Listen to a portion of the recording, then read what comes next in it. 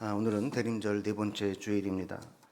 우리의 대림절을 준비하면서 우리의 마음을 표현하는 것 중에 하나가 대림절 초가 있습니다. 보면 대림절 초는 네 개가 있고 가운데 성탄을 상징하는 흰색 초가 있습니다. 그래서 대림절을 시작할 때에는 가장 짙은 색 보라색 초부터 옅은 색 순서로 하나씩 밝혀지고 마지막 성탄절에는 흰색 초까지 5개의 초가 모두 밝혀지게 됩니다. 오늘은 성탄 네 번째 주일로 흰색 성탄초를 제외한 모든 초가 밝혀졌습니다. 이렇게 초에 하나씩 불이 밝혀지면서 우리의 마음이 한 걸음 한 걸음 주님께 가까이 가고 주님의 오심을 사모함으로 기다리는 것을 표현하는 것입니다. 오늘 말씀은 예수님의 오심을 온 몸으로 준비한 두 여인의 모습을 살펴보게 됩니다. 오늘 본문 바로 앞에는 마리아가 처녀의 몸으로 아들을 잉태할 것이라는 것을 천사로부터 고지받은 내용이 나옵니다.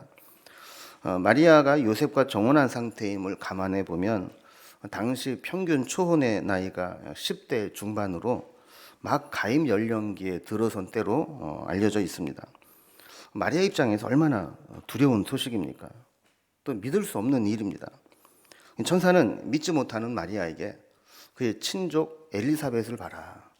이미 임신을 할 수 없는 상태라고 알려져 있지만 임신을 한 지 6개월이나 됐는데 그것 또한 하나님이 하신 일이다. 너에게도 이런 일이 일어날 수 있다라는 것을 알려주었습니다.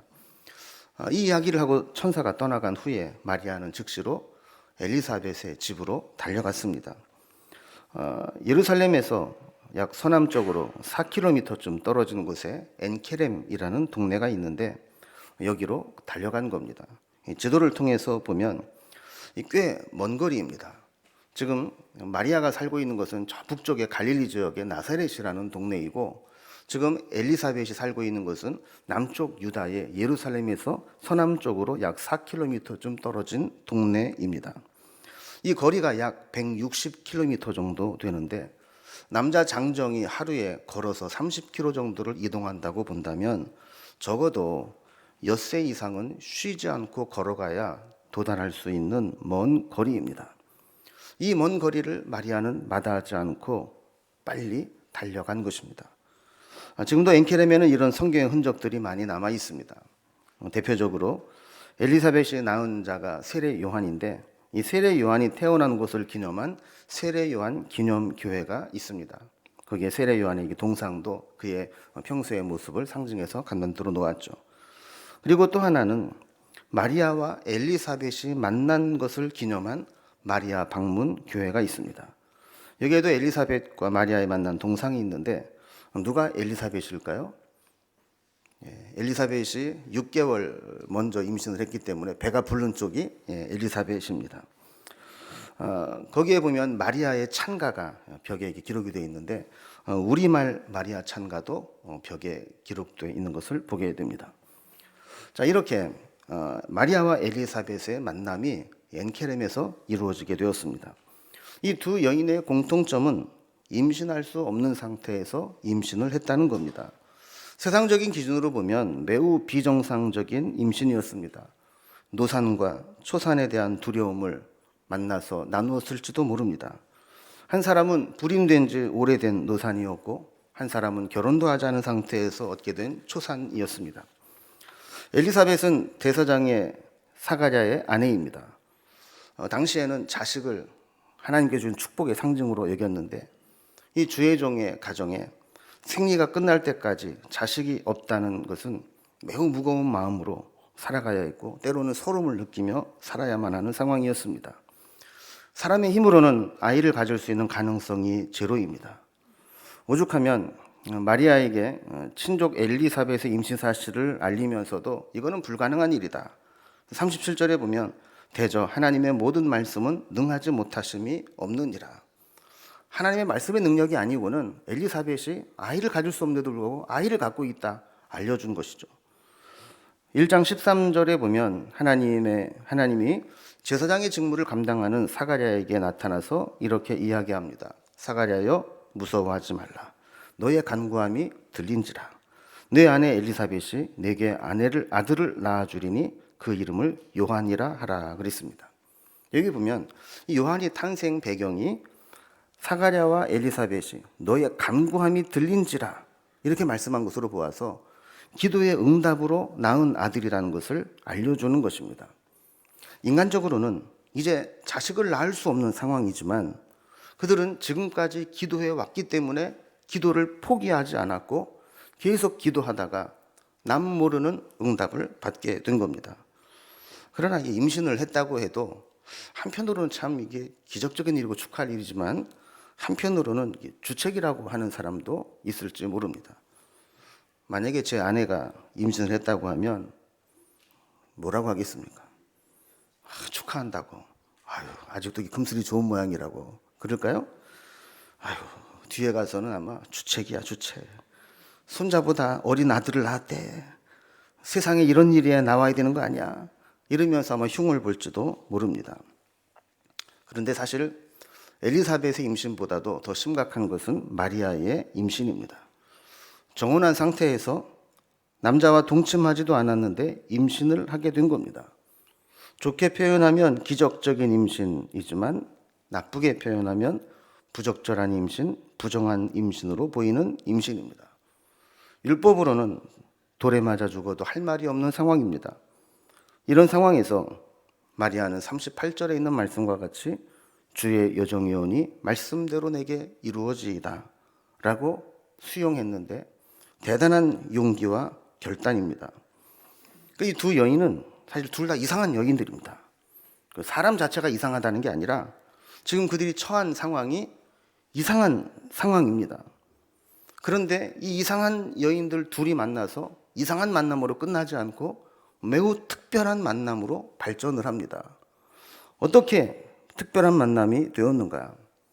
만약에 이들이 만나서 신세 한탄이나 하면서 인간적인 수다만 떨었다면 그냥 이상한 여자 둘이 만나서 이상한 만남으로 끝났을 것입니다.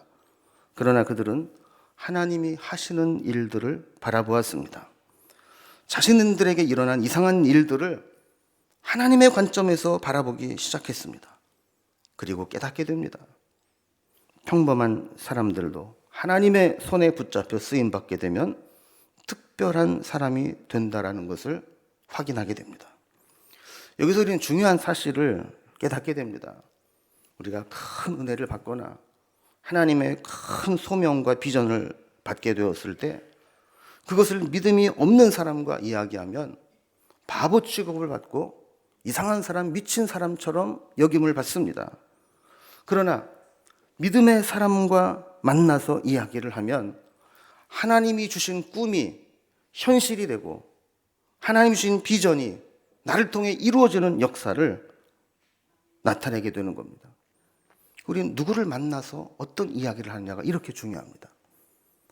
사람들이 끼리끼리 모인다고 저는 목사니까 목사들이랑 만나서 얘기하면 좋을 것 같죠? 사실 안 그렇습니다. 아무리 목사를 할지라도 세상적인 이야기를 하고 비전을 떠난 이야기를 하면 마음이 답답합니다.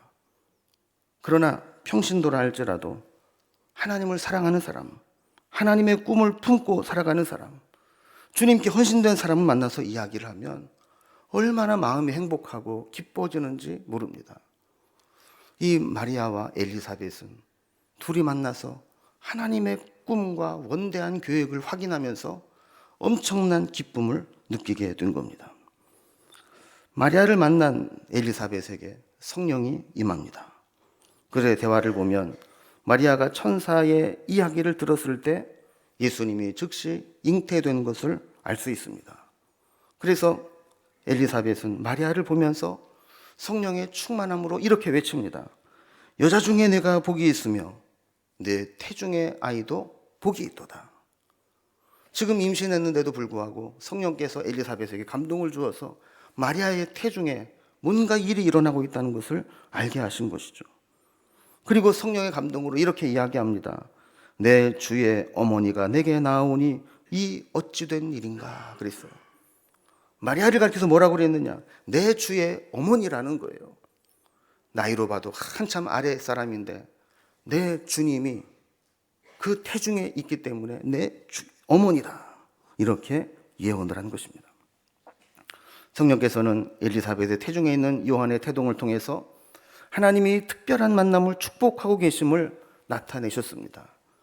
그래서 44절에 보면 보라, 내 문안하는 소리가 내 귀에 들릴 때에 아이가 내 복중에서 기쁨으로 뛰놀았도다.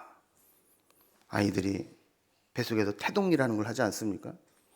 그런데 마리아의 태중에 있는 예수님을 보고 엘리사벳이 느낄 때 복중에 있는 세례 요한도 기쁘게 뛰놀며 태동을 했다라는 거예요. 그러면서 마리아에게 이렇게 축복합니다. 주께서 하신 말씀이 반드시 이루어지리라고 믿은 그 여자에게 복이 있도다.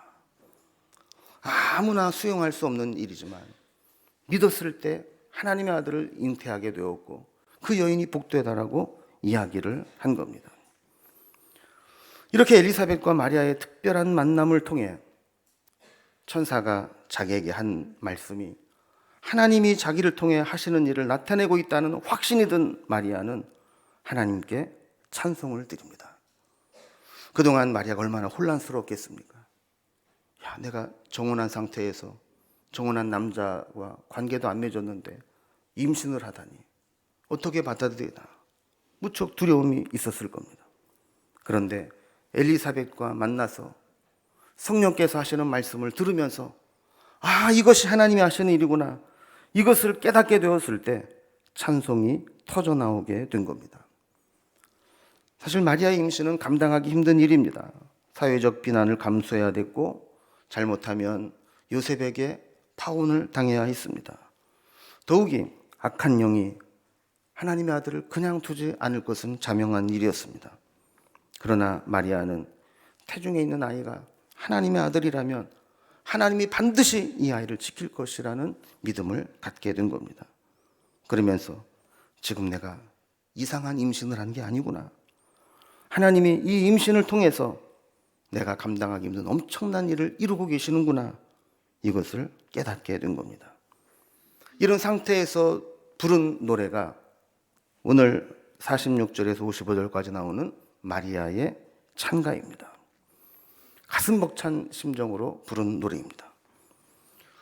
우리도 그럴 수 있습니다. 세상 사람들이 왜 그렇게 하냐고, 왜 꼭 그렇게 살아야 되느냐고 우리에게 세상적인 방식대로 살라고 요구할 때도 있습니다.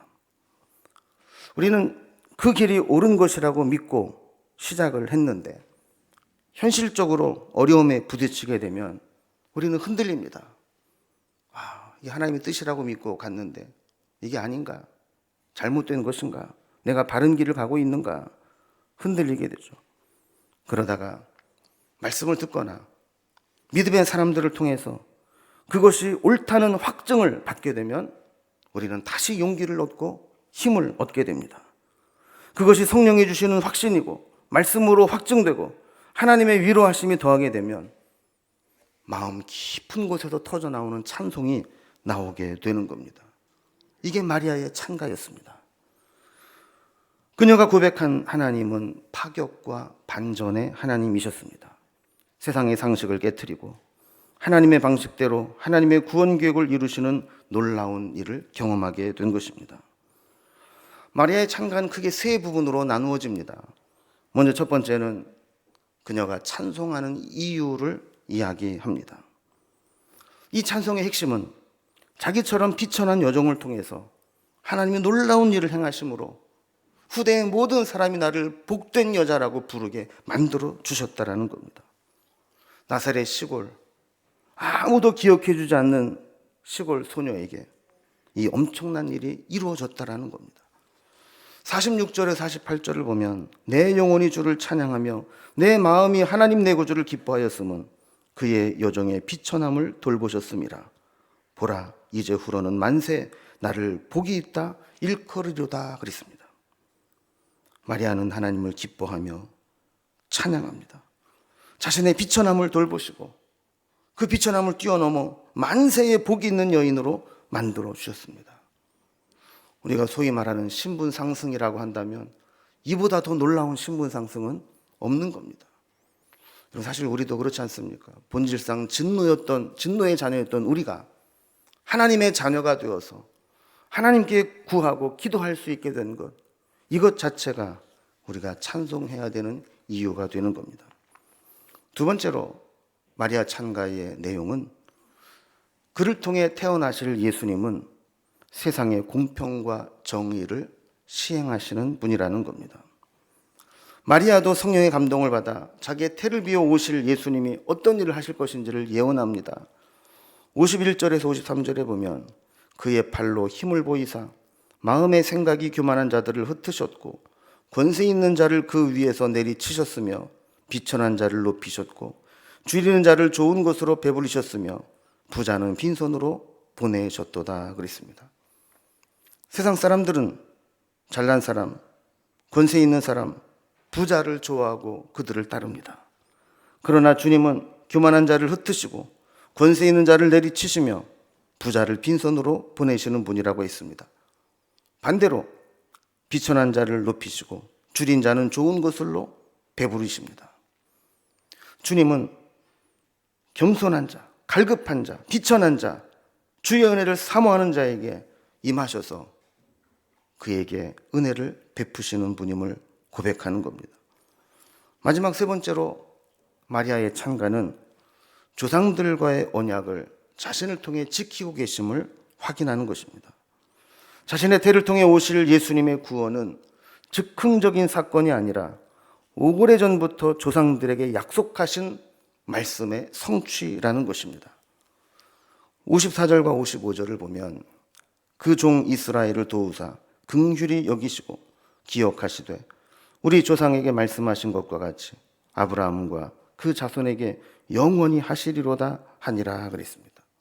그러니까 조상들과 성경에 언약된 하나님의 구원이 바로 자신을 통해 성취되었다라고 고백하는 것입니다. 사실 마리아는 처음 임신했을 때 그것이 어떤 의미인지 잘 알지 못했을 겁니다.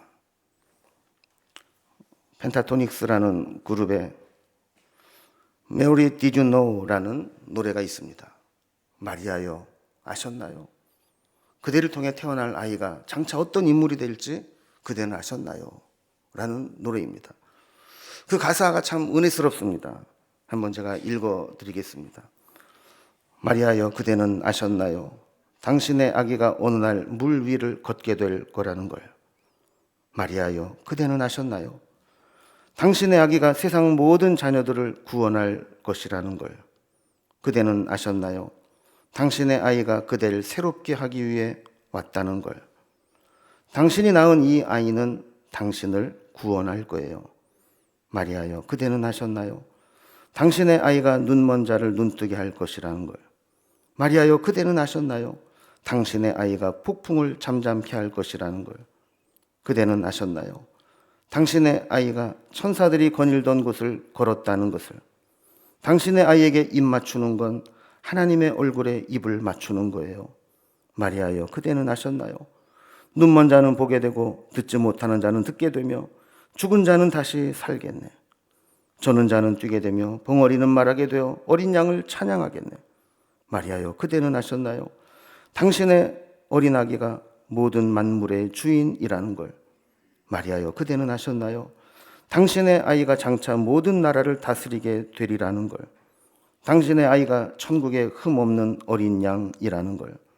당신 품에 잠든 아이는 스스로 계신 위대한 분이에요. 마리아여 그대는 아셨나요? 저는 이 가사를 묵상하면서 우리는 예수님이 어떤 분이 진짜 잘 알고 있는가 저에게 한번 물어봤습니다. 우리가 예수를 믿노라 하고 주여 주여 부르고 있지만 정말 예수님이 어떤 분인지 내가 정말 절박하게 절실하게 느끼고 있는가 하는 질문입니다. 지금은 두려움에 사로잡혀 누군가에게 무슨 이야기라도 듣고 싶었던 마리아에게 성령께서는 엘리사벳의 입을 통해서 그 일이 하나님이 하시는 일임을 확인시켜 주었습니다. 또한 이 노래의 가사처럼 지금은 마리아가 혼란스러워하고 두렵게 하는 존재로 이 아이를 여길지 모르지만 장차 이 아이가 하는 일을 보게 되면 놀라게 될 거라는 것을 알려준 것입니다. 우리에게 오신 주님은 우리에게도 그런 능력으로 다가오십니다. 주님은 우리를 고치시고 구원하시고 우리의 왕이 되어 주십니다. 엘리사벳과 마리아의 만남을 통해 성령께서 그 뜻을 가르쳐 주시고 해석해 주신 주님께서 오늘도 우리의 인생을 해석해 주시고 우리 가운데 찾아오셔서 우리를 만지시고 고치시고 새롭게 하시는 역사를 나타내 주실 것입니다. 성탄은 그런 의미이며 대림절은 그 주님을 더 사모하는 마음으로 기다리는 것입니다. 이번 성탄에 우리에게 오신 예수님이 우리를 새롭게 하시는 은혜로 우리를 만나 주시기를 주님의 이름으로 기원합니다. 기도하겠습니다.